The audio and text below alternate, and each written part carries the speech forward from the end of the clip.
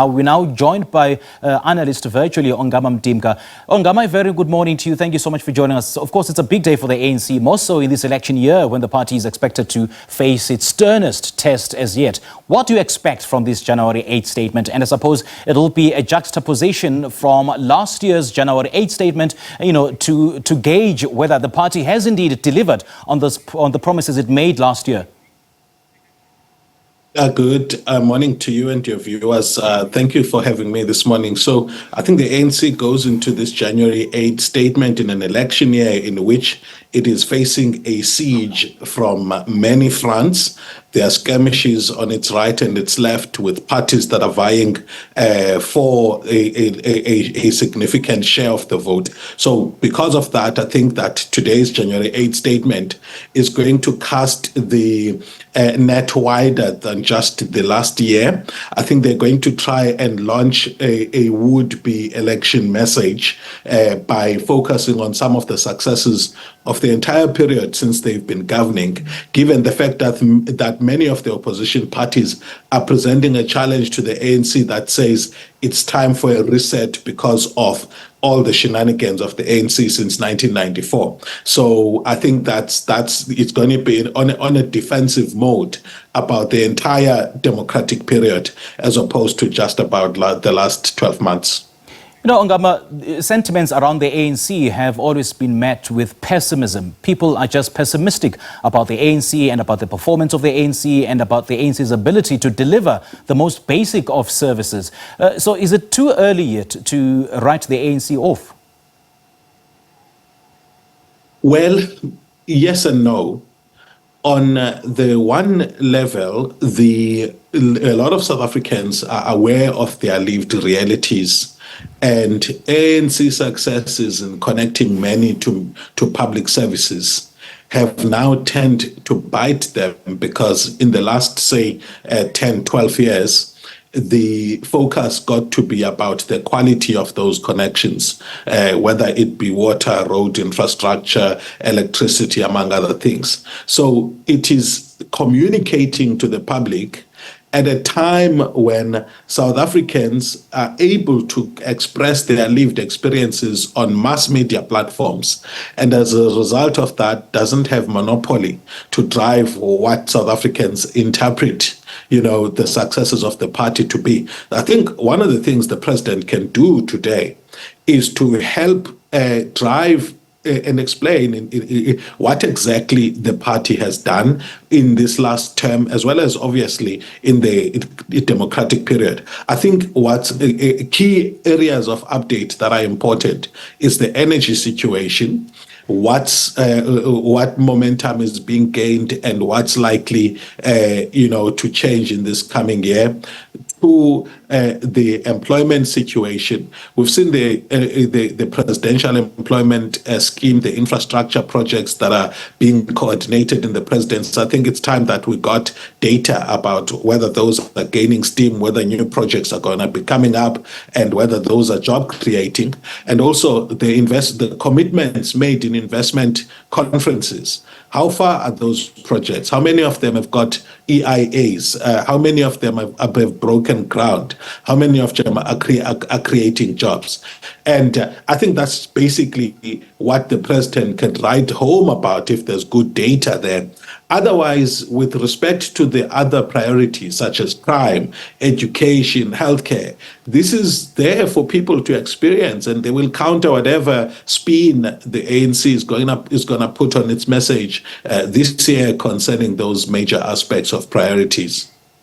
Do you not think it's time that we have a system or a mechanism to enforce and impose accountability on a political organization, when it comes to ensuring that people, the voters and the electorate take a party into its confidence and enforce accountability, and in ensuring that they deliver on every promise that they made?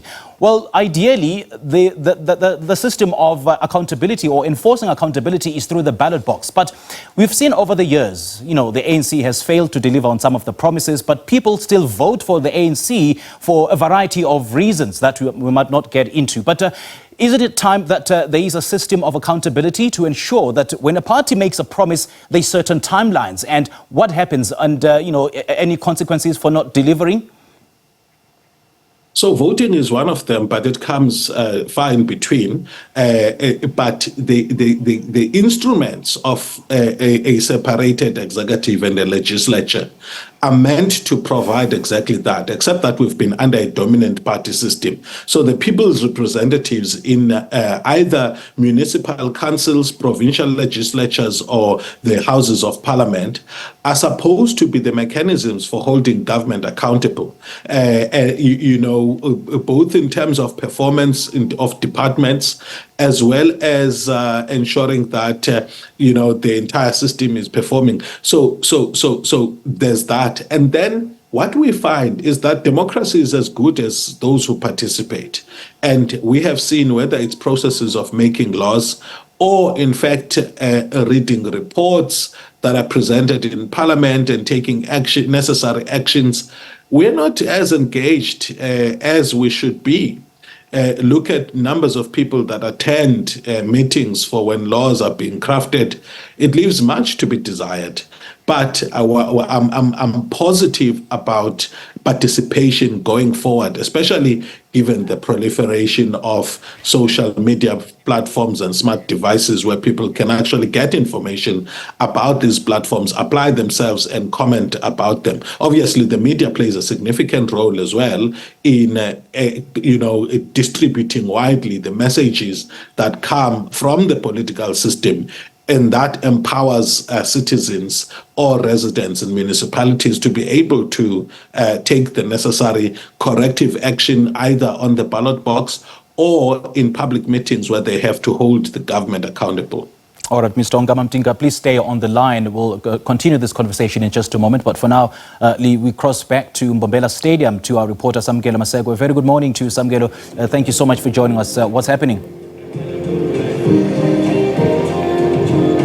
Well, at this point in time, those members of the ANC supporters are still trickling into the stadium. But what we do know is that COSATU, the Congress of African Trade Unions, is also an alliance partner, and they also have some issues to be addressed in this January 8th statement of the ANC, which is why I'm going to bring in the president of COSATU, Mr. Zikiswa Losi.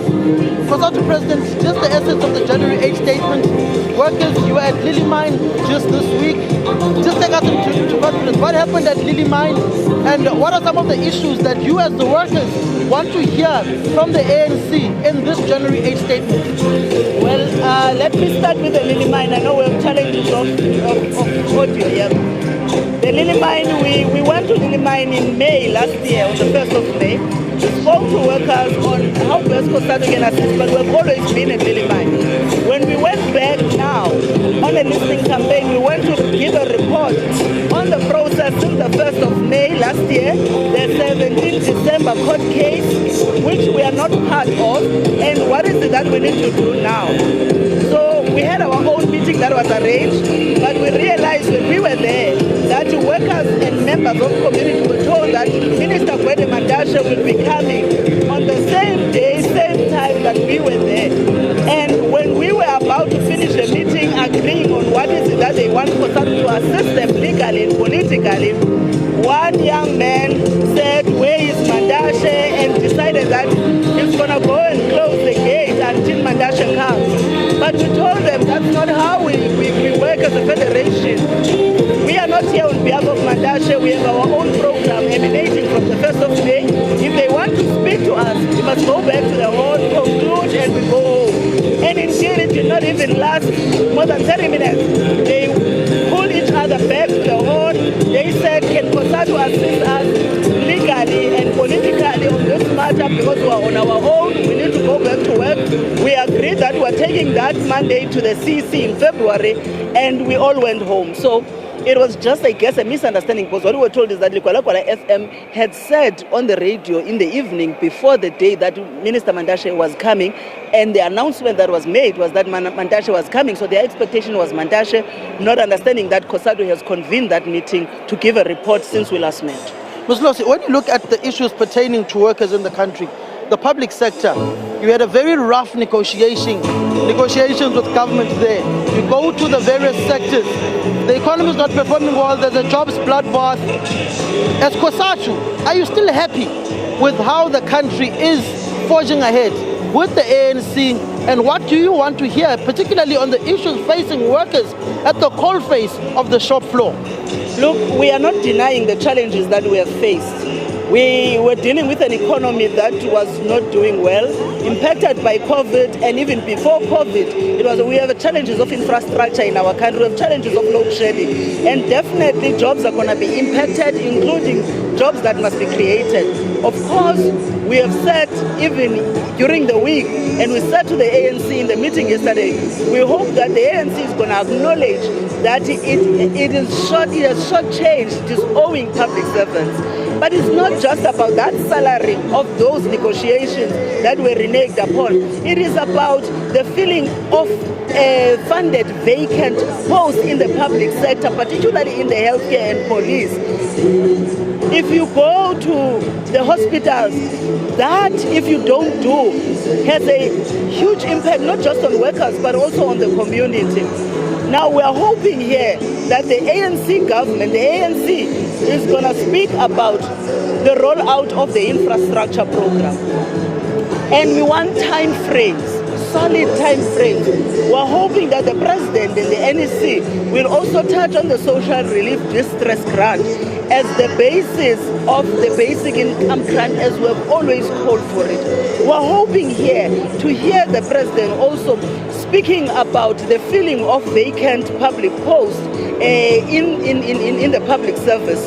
We're also hoping that the president will also speak about restoring the dignity of farm workers. Because what we have seen as we're doing a listening campaign, it has always been like this, that we want the Department of Employment and Labour in particular, and to really begin to do its work in ensuring that it really represents the interest of workers, particularly of the farms, because their conditions are extremely bad. We're also hoping to hear the president speaking about decisively how we're going to fight corruption and crime, but also importantly, it is about addressing the issue of the municipalities that are dysfunctional and the fact that workers are not getting their salaries and services are not getting to the people. And amongst other issues, because we have a whole list which we'll also table here, we hope that the president will speak about the challenges of load shedding in our country. Because if you do not address that, then you have no investor that will have an interest of coming and investing in our economy, and therefore the idea of creating jobs becomes, a by the way issue. It becomes a dream in a pipeline. We need to be very clear on dealing with SOEs, your PRASA, your Transnet, your ESCOM, your DINEL, and many others that are key and fundamental to the growth of our economy, intervention to the livelihood of our people. What's COSATU's view on the formation of MK and Jacob Zuma, the former president of the ANC, supporting that particular party? Look, I think it has become a part of democracy in South Africa that when you are no longer happy where you are, you go and form your own thing, because the issues that MK is raising, this MK, are issues that former President Jacob Zuma was the leader of the ANC. Actually, less we speak about them, the better. I think journalists must ask the former President Zuma on what he said when he was the president of the ANC about what he's doing today. We don't have to be talking about them. I think the responsibility of yourselves, rather than asking us, is to ask him about what he said. He's on record when he was the president of the ANC about leaders that when they are not happy in the ANC and when they've lost positions, all of a sudden they become pop-up leaders who see that the ANC has failed. How different is he from what he said? I think you should ask him, let him answer that. Thank you very much. That is the Zatu president saying the less spoken about MK, the better, saying that as workers, they want load shedding resolved, infrastructure, crumbling municipalities, which pretty much speaks to the day-to-day issues facing South Africans, that those issues must not be an issue of politicians and the president just speaking, but there must be tangible proof that work is being done, Simpiwe, to resolve the triple challenges, resolve crumbling infrastructure, and also provide services to the people. Resolving issues of electricity. We're currently on stage 3 load shedding. That must be resolved. All right, Samgela, great chatting to you. Thank you so much for your update. Samgela Masego there at the Mbombela Stadium. He was just in conversation with the president of COSATU, Zingiswa Losi. And we still have our analyst, Dr. Ongama Mtimka, joining us virtually. Now, Ongama, thank you so much for staying with us. And earlier on, you made a very interesting point that, democracy is as good as those who participate in it. But what about those who decide not to vote? Those who decide not to vote for the ANC because they feel that the ANC is not delivering or is not taking their interests into heart. And they feel that there's also no alternative to the ANC and they decide not to vote at all. Isn't that a very powerful political statement on its own? Very interesting. So participation is twofold for me. One, it's during elections and then in between. As far as those who choose not to participate in elections, we have a term for it in political science that we call tacit consent, that you agree that you are bound by the election outcomes and therefore, suffer the full consequences for non-participation. You're quite right that there was a kind of non-participation which was a protest against the ANC by people who did not feel that they had alternatives. What has happened in the political system in the past, particularly, say, 7 years or so, is what I call dynamic fragmentation, in terms of which the ANC, the Democratic Alliance, are fracturing, and then smaller parties, some of them are exiting while others are coming in. And what that does for me, for the voter that used to say they didn't have alternatives, is that it begins to paint a picture of an electoral market that is changing as far as the political parties that are available to voters, such that the DA has been simplified, if you like, with some progressive left liberal politics, as carefully as I can put it, are now separated from the DA to create platforms like Busa and to some extent one can say Rise, to the extent that there are some linkages with the DA. And then the DA remains with the Freedom Front, wannabe a base or with a liberal proper base. Now, what that does is it creates an alternative for those voters that were attracted by the good governance message of the DA minus its race politics. And then you also have on the side of the ANC, you've had the EFF that's been growing, and then the other splinter parties that are coming up. What that does is it caters for the voter who is pro-radicalism with the mix of RT rhetoric, as they leave the ANC. And also, obviously, the ANC that is now removing that RET base becomes attractive to that voter that actually left it for the purpose of the direction that it was taking. All right, Dr. Ongama Mtimka, lovely chatting to you. Thank you so much for sharing your thoughts and your analysis with us. Thank you. Thank you. That was Dr. Ongama Mtimka, a political analyst, just sharing with us his thoughts about the ANC as the party celebrates its 112th anniversary today.